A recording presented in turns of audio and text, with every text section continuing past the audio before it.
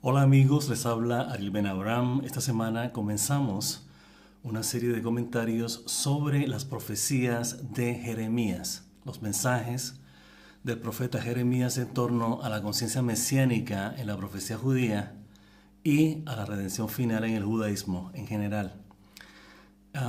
Vemos que el libro de Jeremías, al igual que el de Isaías, son los más largos entre los profetas. Tiene mucho que decirnos. Hemos insistido muchísimo, lo vamos a seguir repitiendo, que el mensaje o los mensajes de nuestros profetas hebreos, todos contienen el mismo mensaje dicho de distintas maneras. Tenemos que insistir en esto. ¿Por qué? En otras palabras, pudo haber habido un solo profeta que nos indicase específicamente en qué consiste la redención final, cuál es el proceso que tenemos que hacer para llegar a esa redención y en general lo que nos espera, algo así, lo que nos acontecerá cuando asimilemos la conciencia mesiánica. Sin embargo, tenemos varios profetas que nos están diciendo lo mismo de distinta manera.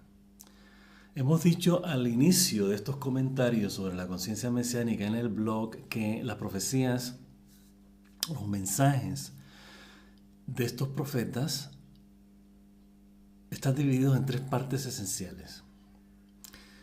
El exilio de Israel, el exilio de nuestra tierra, el exilio de nuestro Creador, el proceso de retorno del exilio a la tierra y al Creador, lo que ya hemos indicado que nuestros exégetas y nuestros sabios llaman arrepentimiento o teshuvah, y la redención final en sí. Todos tienen ese patrón. O sea, hay una parte donde nos están recriminando nuestros profetas sobre nuestra separación del Creador, sobre la idolatría, sobre todos los males que nos han acontecido a partir de nuestra separación del Creador, de sus caminos y atributos, de la Torá en concreto. El proceso de retorno a Él, que toma abandonar esas fantasías, ilusiones de ego como ídolos que nos separan de nuestro nexo con el Creador. Y finalmente la redención final en sí, la conciencia mesiánica. ¿Qué caracteriza esa conciencia? Todos tienen ese patrón. Unos con ciertos detalles que otros omiten, unos ampliándolo más, otros con referencias específicas al tiempo en que estaban ocurriendo las profecías. Específicamente el exilio en Babilonia, la destrucción del primer templo de Jerusalén.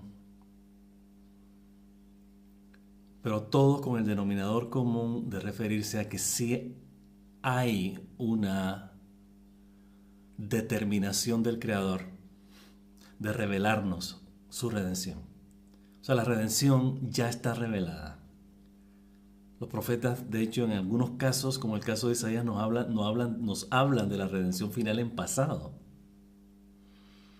Ya se ha decretado, ha sido decretada, ya está. Es cuestión de que nosotros nos hagamos conscientes de que está disponible y que podemos retornar. De que hay un retorno, que ese retorno es posible y ya lo ha decretado el Creador.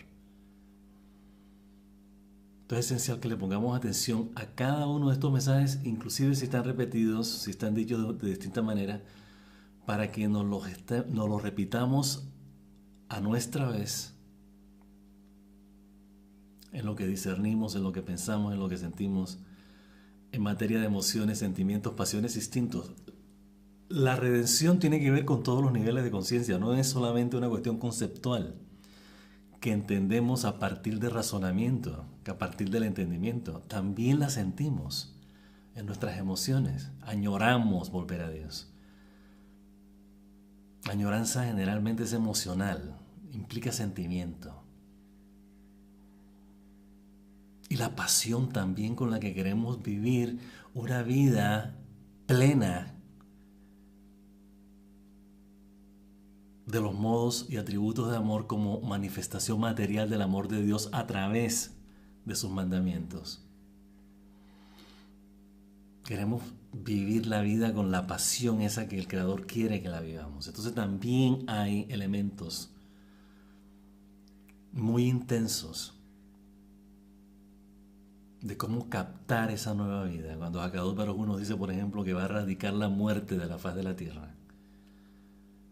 Eso nos llega a la pasión. Hay una pasión, nos toca una parte muy intensa de nosotros. ¡Wow! No va a haber más muerte. Así como que desata una fuerza vital en nosotros. Porque estamos seguros, estamos convencidos de que la muerte ya no existe. Entonces hay como un apetito voraz por vivir. Pero por vivir dentro de estas nuevas directrices de la redención final y la conciencia mesiánica. Bueno, con este breve preámbulo empezamos el primero de varios comentarios que escribimos sobre las profecías de Jeremías en torno a la redención final y la conciencia mesiánica. Leemos. De todos los profetas hebreos, el más perseguido, humillado y oprimido fue Jeremías. No solo porque era el mensajero de la palabra de Dios para Israel y las naciones, sino porque decía la verdad, al igual que los demás profetas, como es natural. Pero fue muy perseguido. La mayor parte de su vida estuvo escondiéndose. Y de esto vamos a hablar. Lo irónico de esto es que ser portavoz de Dios y decir la verdad es lo mismo. Sigamos. No nos queremos adelantar a lo que ya vamos a decir después. Sabemos que Él, el Creador, nos revela atributos que manifiestan amor por su creación. Entonces citamos Éxodo capítulo 34, versículos 6 y 7. Y el Eterno pasó ante Moisés y proclamó: el Eterno, Dios compasivo y graciable, lento para la ira y de inmensa bondad y verdad. Es una parte. Versículo 6 del capítulo 34 del Éxodo. De allí que nuestros sabios enseñen que estos atributos, que llaman atributos de misericordia, atributos de compasión, como le llamamos acá, del Creador, corresponden a algunos de los nombres de Dios. O sea, cuando Hakadosh Baruj Hu se está presentando, no se está definiendo, se está presentando a Moshe Rabeno para que Israel a su vez lo sepa. O sea, que esto no fue una confidencia que le hizo Hakadosh Baruj Hu a Moshe Rabeno, sino que Moshe Rabeno precisamente quería conocer los atributos del Creador para que Israel los conociera. Entonces, cuando Él nos está dando muestra de sus atributos y los está llamando por definiciones específicas a Hashem, El Rahum, Behanum, Erev Apayim, Rav Hesed, Behemet, cada término es algo que caracteriza a Hakadosh Baruj Hu, no que lo define, sino que es parte de cómo Él se relaciona con su creación y en particular con nosotros. Entonces, ¿qué pasa? Cuando estamos hablando de Rav Hesed, Behemet, es un nombre de Hakadosh Baruj Hu. Es una cualidad de Él, es un atributo, por eso se llaman atributos. Entonces, cuando llegamos al atributo de verdad, Emet, tenemos que pararnos a reflexionar, bueno, ¿qué es Emet? Dios, un nombre de Dios. Pero claro, nosotros aplicamos la verdad en términos de justicia. El propósito de la justicia es hacer prevalecer la verdad. Por eso hay corte de justicia. Acusan a alguien de un crimen que trae las evidencias para esclarecer y hacer proclamar la verdad. Que la verdad reine y prevalezca. Esta es la idea. Pero ¿de qué verdad estamos hablando acá? Estamos hablando de hechos que ocurrieron con relación a un crimen o a un delito. ¿O estamos hablando de una verdad que es ilimitadamente rotunda, que abarca todos los niveles de conciencia que podamos captar, que podamos sentir, vivir. ¿Qué verdad estamos hablando? Estamos hablando de la verdad que caracteriza al Creador. O sea, este Rav Hesed Behemet, están hablando, Akadosh Baruj Hu está hablando de sus atributos. Él no nos está diciendo, esto es tu verdad, esto es tu gracia, tu Rav Hesed, tu lento para la ira. Está hablando de Él, de cualidades que son suyas, atributos suyos. Entonces, en este caso, verdad, como ya hemos dicho, es Dios. La manera como entendemos al Creador es a través de la Torah. Por eso tenemos que estudiar Torah y aprender de la Torah, porque esa es la verdad. Es la verdad. Bien, sigamos. No es fácil vivir con la verdad, lo cual significa vivir por ella y para ella. E inclusive, como en el caso de algunos profetas, morir por ella.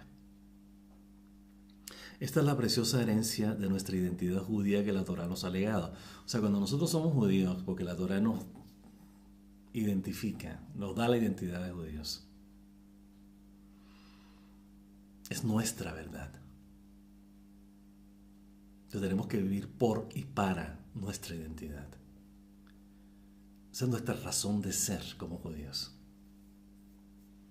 Nosotros tenemos un propósito, nacimos con un propósito. No es el propósito de las naciones.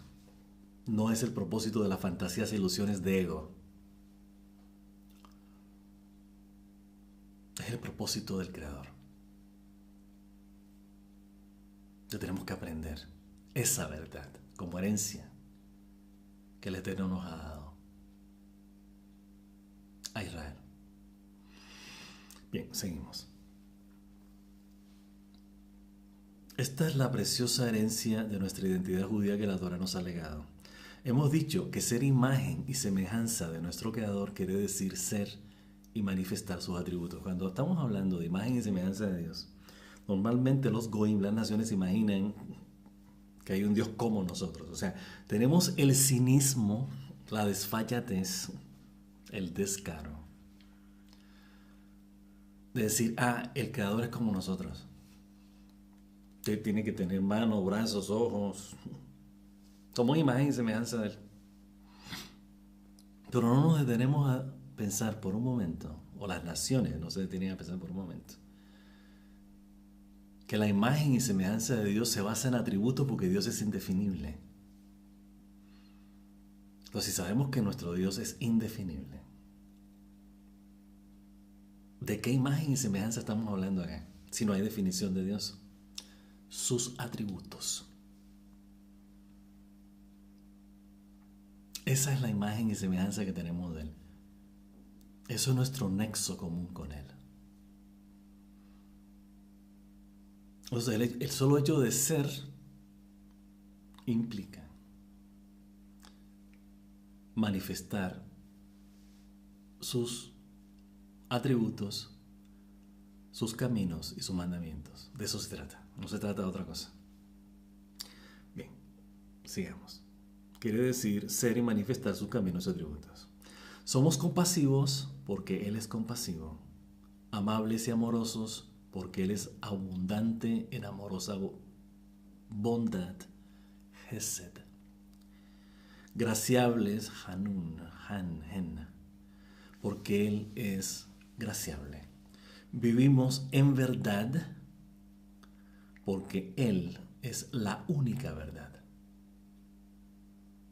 Y tenemos que empezar a asimilar que somos perseguidos por la verdad, porque representamos la verdad, que es la Torah. Por eso nos persiguen. Y los que nos persiguen quieren destruirnos, buscan nuestra destrucción para imponer ellos su verdad. De eso se ha tratado la persecución del pueblo judío a través de la historia. Sigamos. Estas son algunas de las razones de que Israel haya sido el más perseguido de todos los pueblos de la tierra. Vivimos por y para la verdad que es la voluntad de Dios para el mundo material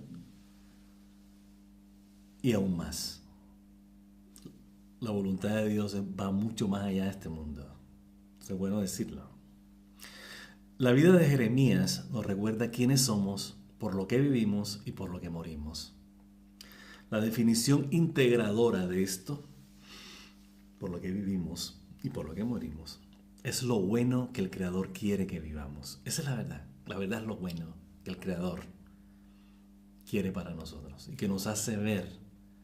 Odu Hashem ki tov ki olam hasdo.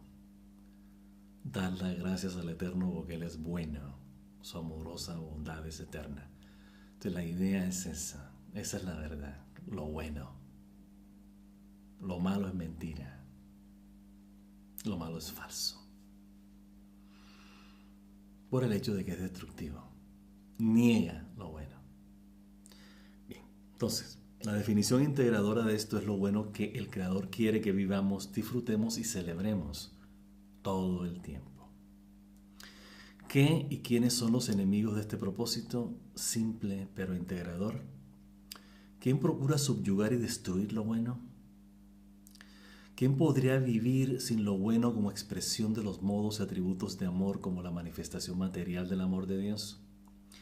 ¿Qué puede estar en contra de nuestra esencia y verdadera identidad, con su libertad, expansión, totalidad, abundancia y plenitud, como regalos del amor de Dios? Las respuestas a estas preguntas son las tendencias negativas de la conciencia humana, que aquí llamamos en nuestro blog Amor de Dios, fantasías e ilusiones de ego. Estas son los ídolos y enemigos de la verdad que somos y que estamos destinados a vivir y manifestar. Entonces empezamos con el primer versículo que citamos del profeta Jeremías, capítulo 1, versículo 5. Comillas, antes de formarte en el vientre, yo te conocí. Y antes de salir del vientre, yo te santifiqué. Yo te he nombrado profeta sobre las naciones. En este sentido, decimos nosotros, en este sentido, Jeremías representa a Israel. Como herederos de la Torá, somos los portadores de la palabra de Dios y su voluntad para el mundo material. Así entendemos que cuando el Creador habla a Jeremías, Él habla a Israel. Pero elaboremos un poco eso. Antes de formarte en el vientre, yo te conocí. El Creador para uno está diciendo, Él nos parió a nosotros, básicamente.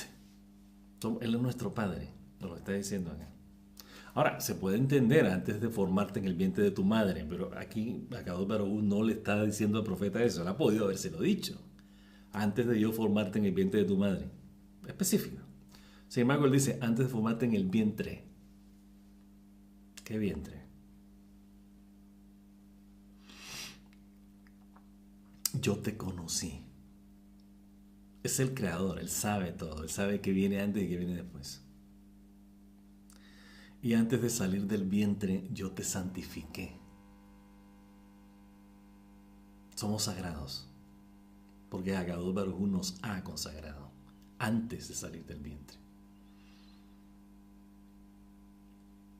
Yo te he nombrado profeta sobre las naciones. ¿Qué quiere decir profeta sobre las naciones? Luz para las naciones. Ese es Israel. Queremos elaborar un poco más este versículo porque realmente nos atañe. Habla de nuestra identidad, habla de nuestro origen y de nuestra relación con Dios. Ese es nuestro legado, esa es nuestra identidad. Pongamos atención. Bien, entonces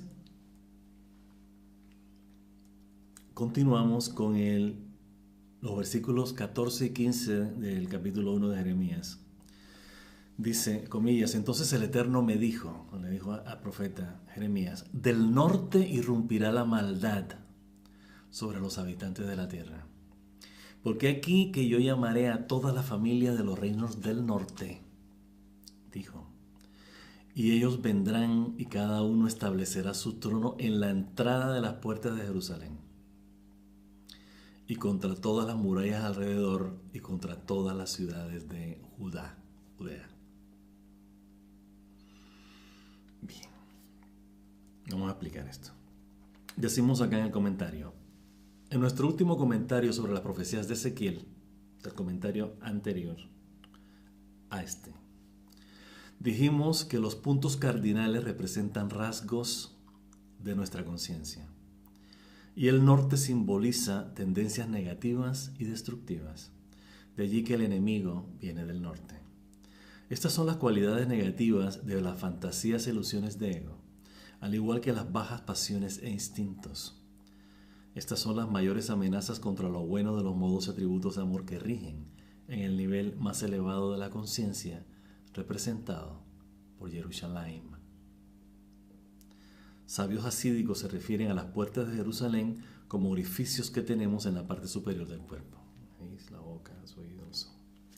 Pero antes de entrar en ese detalle, vamos a hablar de estas naciones que va a traer Hakadosh Baruj Hu, porque todo es voluntad de Hakadosh Baruj Hu, a las puertas de Jerusalén. No van a entrar a Jerusalén, van a estar a las puertas. Y posteriormente vamos a ver, como vimos, mejor dicho, en Ezequiel, la guerra de Gog y Magog. Hakadosh Baruj Hu dice que va a traer a Og y Magog y a todos los pueblos que están con Og y Magog. Y los va a traer acá, a esta tierra, para que ellos glorifiquen a Dios. Interesante. O sea, nos va a reunir a Israel y a todos los exiliados en nuestra tierra y después va a poner nuestros enemigos a las puertas de nosotros. Ahí es donde Hakadosh Baruj Hu va a entrar en acción y decir, bueno, va a pasar lo que va a pasar. Va a eliminar, como lo ha dicho él a través de los demás profetas y de todos los profetas hebreos, que va a remover la maldad de la faz de la tierra y la muerte. Y va a proclamar a Israel como su primogénito. Y va a retirar el oprobio, la recriminación que han puesto las naciones sobre Israel a través de la historia. En otras palabras, va a ser consciente Hakadosh Baruj Hu a las naciones de qué es Israel para el mundo. Bien. Entonces, sigamos acá con el detalle que dicen nuestros sabios hasídicos sobre las puertas de la parte superior del cuerpo, que viene siendo obviamente la cabeza. Señalan los sabios hasídicos, señalan además las amenazas como seducciones negativas que percibimos con nuestros ojos abiertos, oídos, nariz y boca. Hakadosh Baruj Hu en la Torah nos advierte sobre los ojos. Más cuidados, no sea que vuestro corazón os tiente y seguiréis tras vuestros ojos por los cuales os desviáis. El tzitzit, que hay que mirarlos. Los ojos básicamente son como la puerta, como acá dicen nuestros sabios hasídicos, por donde no entramos sino que salimos, más bien. Entonces tenemos que poner mucha atención con lo que nos atrae a través de este sentido tan preciado que tenemos, que es la vista. Tenemos que poner mucho cuidado con eso. Hay una anécdota, no sé si la comentamos en el blog o en otro video, pero la vamos a volver a ver si es que no la hemos comentado, que está en la Gemara, está en el Talmud, sobre Alejandro el Grande. Ustedes saben, Alejandro era un conquistador macedónico, pero Macedonia y Grecia se unieron en una confederación y decidieron invadir el resto del mundo. Entonces Alejandro llegó a Eretz Israel y, contrario a los demás invasores que ha tenido Israel a lo largo de la historia, Alejandro era un tipo que respetaba a Israel. Por eso mucha gente se llama Alexander en Israel. Muchos rabinos, Alex. Porque Alejandro el Grande fue bueno para Israel. De hecho, él cuando vino lo primero que hizo fue ir a Cohen Gadol, al sumo sacerdote. Y literalmente se arrodilló a él, se posternó. Un rey, el rey más importante de la historia que había en ese entonces. Reconociendo la prevalencia, la preeminencia de Israel en el mundo. Entonces, la anécdota consiste en que Alejandro el Grande habló con el Cohen Gadol y le dijo: yo quiero entrar al Gan Eden. Ahí me dijeron que por aquí hay una entrada. Yo quiero conocer el jardín del paraíso. Entonces, claro, era bastante difícil para los rabinos, nuestros sabios en ese entonces, negarle ese deseo al emperador Alejandro. Entonces dijeron: bueno, ¿cómo no? Hay una entrada, la cueva de Macpelá, donde están enterrados nuestros patriarcas, hay una entradita por ahí. Pero eso sí le recomendamos que vaya solo, porque no creo que veamos conveniente que usted llegue con un séquito, con guardias y esas cosas. No, lo acompañaron hasta cierto punto y él entró por ese pasadizo. Claro, cuando termina el pasadizo se topó con una puerta, con una muralla, con una pared. Él sabía que esa era la entrada, ¿no? Porque le habían dado instrucciones de que en ese lugar había una entrada al Gan Eden. Total es que empieza a tocar para que le abran. Ah, no le abren al tipo. Y él empieza a rezar, empieza a orar, a decir: por favor, yo me humillo ante ustedes, se arrodilló y tal, denme el privilegio de conocer este lugar, tan preciado en la tradición hebrea. Total es que después de tanta insistencia, de repente se abrió una puertecita, un huequito dentro de la pared, y del huequito, ¡pum!, le tiraron algo del huequito, ¡pah!, y cayó al suelo. Y él empezó a ver qué era lo que le habían tirado. Para su estupefacción, para su asombro, se asustó, vio un ojo humano. Cuando ve el ojo se asusta inmediatamente y sale despavorido de ahí. Llega y lo primero que hace obviamente es consultar con los rabinos, con el Cohen Gadol, con las autoridades judías de esa época. Y les contó el cuento, le dijeron: bueno, imagínense, ustedes me dijeron que fuera allá, yo toqué, no me abrieron, y de repente, pum, de un hueco, tal, me echaron este ojo. Un ojo humano, y se movía el ojo y me miraba, y yo estaba asustadísimo. ¿Qué quiere decir eso? Entonces, claro, el Cohen Gadol, los rabinos le dijeron: muy sencillo, te vamos a explicar. El ojo representa todo lo que te lleva a ser arrogante. O sea, si uno no tuviera ojo, uno no desearía.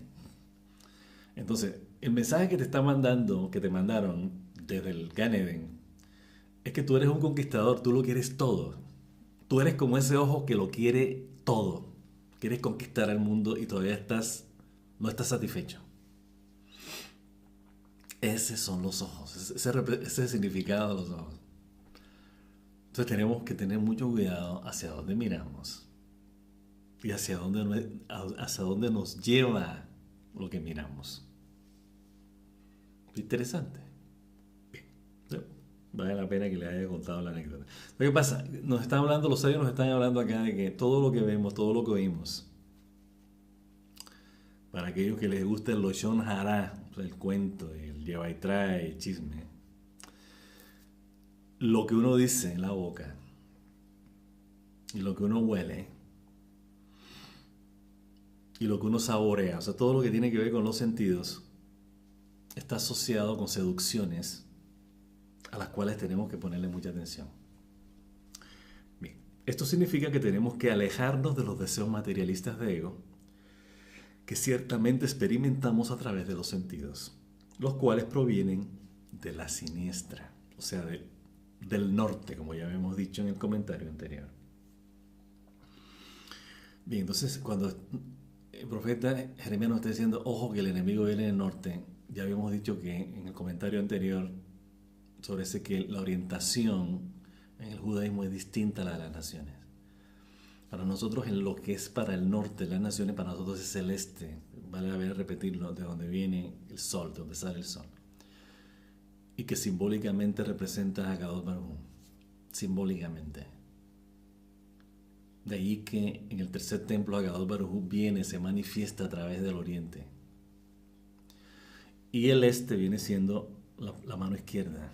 Perdón, el norte viene siendo la mano izquierda.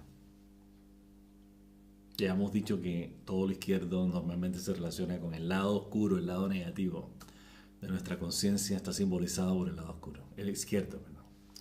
Bien, volvemos a el profeta Jeremías, versículo 13 del capítulo 2. Así dijo el Eterno: ¿qué injusticia han encontrado tus padres en mí, que se han ido lejos de mí? Está hablando Israel. Y han dado otras cosas de vanidad y convertidos en vanos, gente vana. Eso es el capítulo 2, versículo 5. Perdón. Capítulo 2, versículo 11 dice lo siguiente: ¿ha cambiado una nación sus dioses que no son dioses? Pero mi pueblo ha cambiado su gloria por aquello que no es beneficioso. Capítulo 2, versículo 11. Vamos ahora al versículo 13. Porque mi pueblo ha cometido dos males. Ellos me han abandonado la fuente de aguas vivas y cavado cisternas rotas que no contienen agua. Bien. Las advertencias y admoniciones contra la idolatría en estos 3 versículos son mensajes fundamentales de la Torá y los profetas hebreos para que reflexionemos sobre las fantasías e ilusiones de ego como ídolos que esclavizan nuestro libre albedrío. Perdemos la libertad al apegarnos, obsesionarnos y hacernos adictos a ellas. Estas son las vanidades que nos hacen vanos, los dioses que no son dioses, por los que cambiamos los modos y atributos de amor como las fuentes de lo bueno, de lo que nos beneficiamos, a lo que se refiere el versículo que nos beneficia. Estas son las aguas vivas que emanan del amor de Dios. Las cambiamos por fantasías materialistas, las cisternas rotas que no tienen agua. En este caso el agua ya hemos dicho que simboliza la Torá. Bien. Versículo 19 del mismo capítulo 2 de Jeremías. Comillas: tus propias iniquidades te corregirán y tus deslices te reprobarán. Por lo tanto, sabe y ve que es algo inicuo y amargo que tú hayas abandonado al Eterno tu Dios sin mi reverencia en ti. Normalmente traducen reverencia como temor, sin el temor de ti. Dijo Dios, el Eterno de multitudes. ¿Qué decimos aquí? Vivir en las fantasías e ilusiones de ego tarde o temprano nos hace conscientes de su verdadera naturaleza. En otras palabras, cuando realmente estamos experimentando, cuando transgredimos, cuando hacemos algo negativo, a partir de envidia, a partir de celos, a partir de codicia, a partir de lujuria, a partir de indiferencia, a partir de todas las tendencias negativas en la conciencia. Tarde o temprano, eso que estamos realizando, que estamos transgrediendo, nos hace conscientes, nos pasa la cuenta de lo que está pasando, de lo que realmente estamos haciendo. O sea que nosotros aprendemos básicamente de nuestros errores. Esto es puro empirismo, amigos y amigas. O sea, no se imaginen que esto es una fórmula mágica, esotérico, teológico, místico. Esto es muy real. Aprendemos de nuestros errores. Se llama prueba y error, correcto, incorrecto, falso, verdadero, útil e inútil, constructivo, destructivo. Eso es inevitable. Pero los profetas y la Torá también nos lo dicen. Nos lo recuerdan, nos lo advierten, son admoniciones. Bien, entonces esto se convierte en un proceso de aprendizaje mediante el cual terminamos forzados a perseguir lo bueno. a partir del dolor y el sufrimiento como resultado de tales fantasías e ilusiones. Lo negativo se convierte en el acusador y el castigo que nos empuja de vuelta a lo bueno que cambiamos por aquello que es vano. Este versículo abarca lo que hemos reiterado una y otra vez. Dios no castiga nuestras transgresiones. Nosotros mismos somos castigados por las consecuencias de nuestra separación de Él, que, ya hemos dicho, surgen a partir de elegir las fantasías e ilusiones de ego y no sus caminos y atributos. Bien, nos hacemos una pregunta acá. ¿Podría ser peor y más amargo que vivir lejos de la verdad y la amorosa bondad del Creador, de las que proviene todo lo que existe? O sea, ¿qué más amargo puede haber no vivir en amor? Cuestión de elección, amigos y amigas. Bien. En este sentido, la amargura de la maldad y la iniquidad es el exilio que padecemos lejos de la tierra prometida, de los modos y atributos de amor. En este caso ya hemos dicho que la tierra prometida representa lo bueno, la vida buena, lo bueno en la vida, que acá llamamos los modos y atributos de amor, porque todo lo bueno proviene de amor. No nos hagamos tontos. Que es también nuestra redención. En esos modos y atributos, en amor, es donde estamos redimidos. Eso ya lo sabemos, eso es lo que nos redime. Amor es lo único que nos redime. Concluimos el comentario diciendo que hemos indicado que el único propósito del mal y todas sus formas y expresiones es ser una referencia y no una opción, para que elijamos lo bueno. Lo bueno es de donde venimos y lo que estamos destinados a manifestar en todas sus formas y expresiones como modos y atributos de amor. La conciencia mesiánica es lo que nos trae de vuelta la esencia de lo que somos, el amor de Dios. Entonces, pongamos atención nuevamente. Fíjense que los profetas nos están hablando de idolatría, que nosotros acá llamamos, hay que darle una definición, un significado de idolatría. Fantasías, ilusiones de ego, ídolos que nos inventamos, valores falsos que nos inventamos, que van cambiando a través de la historia, a través de las modas, a través de los tiempos. Pues la idea es ponerle atención a qué es lo que realmente trasciende, qué es lo que no cambia a través del tiempo. Lo que no cambia es amor. Los modos y atributos son siempre igual desde el inicio de la creación hasta el final de la creación, que no tiene final. Entonces, básicamente dejémonos de hacernos tontos con las fantasías e ilusiones de ego, de vivir en esta balagana, en este desmadre que tenemos en el mundo. De envidia, lujuria, violencia, crueldad, indiferencia, codicia. Empecemos a abrazar los modos y atributos de amor como nuestra verdadera esencia e identidad. De lo que vivimos, de lo que nos sostiene, de lo que nos nutre, de lo que nos da sentido a la vida además. Esa es la redención, esa es la conciencia mesiánica. Y cuando empecemos a asimilar eso, la conciencia va a cambiar. Estaremos viviendo en otra etapa de la existencia humana, anunciada por Dios, disponible hace mucho tiempo. Los profetas, desde el momento en que se lo dijo a los profetas, ya ahí estaba, desde mucho antes estaba. Pero la elección es nuestra y solo nuestra. Entonces con eso terminamos. Esperamos que pasen un resto de semana muy pero muy feliz. Shabbat Shalom y hasta la próxima.